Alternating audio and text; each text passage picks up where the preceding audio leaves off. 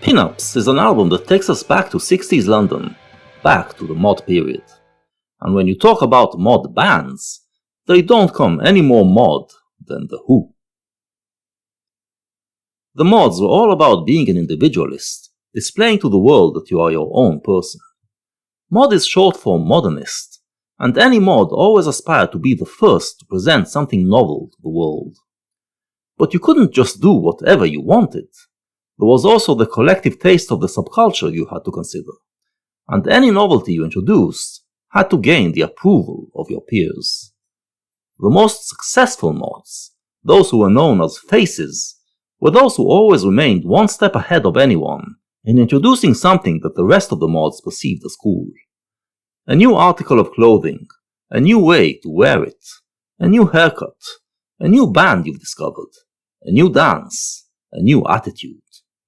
Their insatiable lust for always finding something that would one-up everyone else was the main thing that set London swinging in the 60s. One of the most prominent faces on the mod scene was Pete Meaden, and he decided he wanted to take an R&B band and groom it to be an expression of the mod spirit.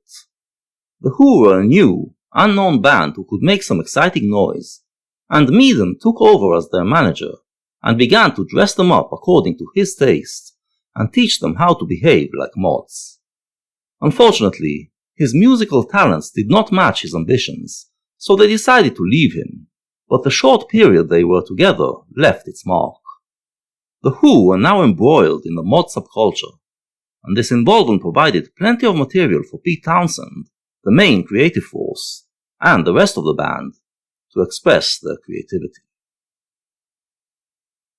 Once they found their voice, The Who proved to be not only the most musically innovative band on the scene, but also the most self-aware band of the 60s.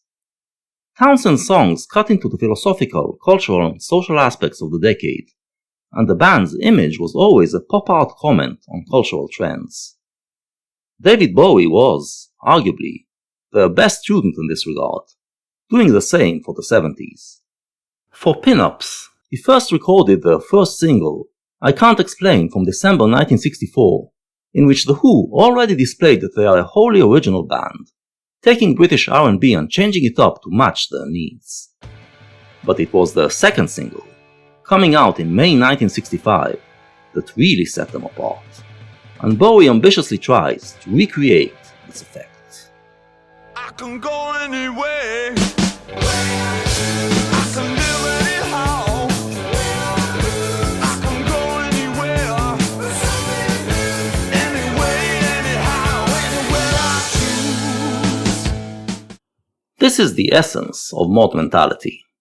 A young kid embracing all the options opened up before him by the modern world, going his own way in an endless quest to always find something new. The music, on the original version, is much the same as what we heard in I Can't Explain, driven by Keith Moon's zany drum attack and spearheaded by Roger Daltrey's lacerating vocals.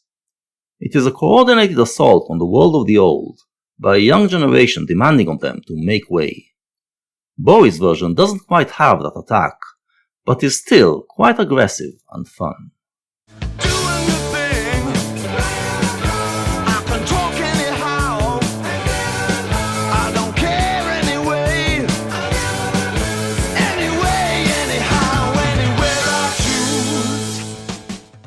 The kid, as kids do, feels invincible.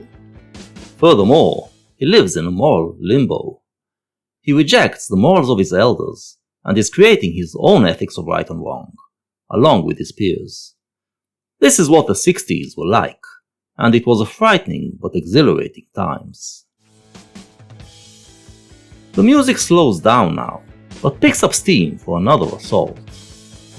Nothing gets in my way, not even locked doors. Don't follow the lines that have been laid before.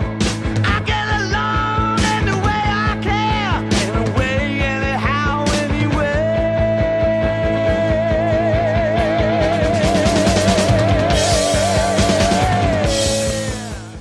The lyrics are more of the same, and Bowie's delivery here is excellent. But the main thing that is going on is the music. This is where The Who first displayed their prowess. As Moon keeps the sense of drama going, Townsend's guitar springs into action. The chords begin to reverberate, as if the ground is shaking under our feet. We are hearing a primordial roar, like something is waking up inside. The sound spills over and explodes in shrieking feedback that, along with the frantic drums, makes it feel like the music is busted open from the inside and sends ricochets in every direction.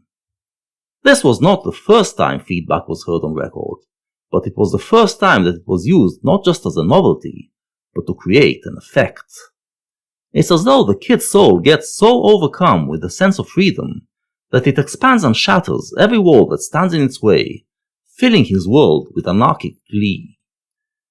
This feeling carries Daltrey to the end of the record as he reiterates his freedom slogans. Bowie tries to recreate it, but, to my ears, doesn't even come close. The Who did to electric music things that were never done before, and the excitement is felt. When Bowie did it, it was already old hat. Here's what it sounds like.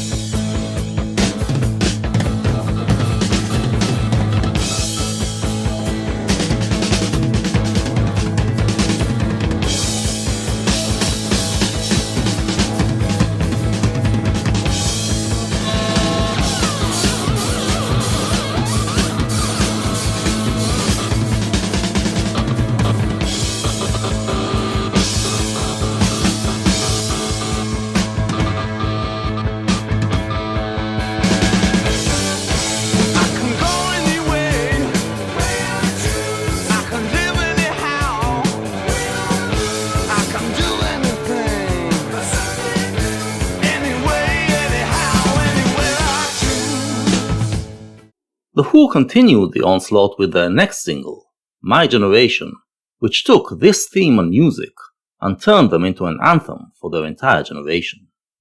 But their following single, Substitute, already shows them growing apart from mod sensibility, mocking the game of dressing up and describing it as pretentious. Townsend was searching for a deeper language to express the rebellion of his generation. By the end of the decade, The Who became one of the premier art rock outfits, producing ingenious concept albums. The rest of rock went in the same direction, highlighting musicianship and so-called artistic merits. With bands like The Who, art rock was often fabulous, but not as fun. Glam brought back the fun of early rock and roll, but by the end of 1973, glam began to feel stale and tired as well. Bowie's cover of Anyway, Anyhow, Anywhere seems to aim at doing to glam what The Who's original did to R&B, destroying it by making it collapse into white noise, hoping that something new will arise from the ruins. Ainsley Dunbar does a great imitation of Keith Moon's drumming. Ronson replicates Townsend's tremulous effects, and Bowie sounds at times like he is channeling Daltrey. But a primal moment can never be reproduced, and Bowie's attempt fails as well. Not bad, but not exceptional.